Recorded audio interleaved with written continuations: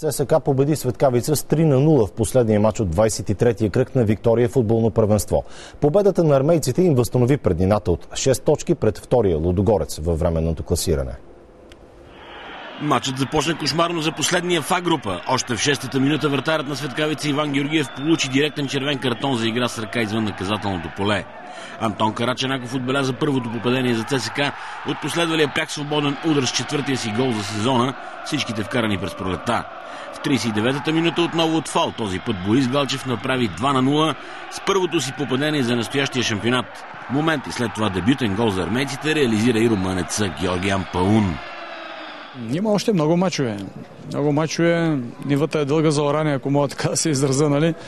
Така че нека да не бързаме с конкуренти. Все още първите 4 в класирането, всеки един от тях има реално теоретически своите шансове.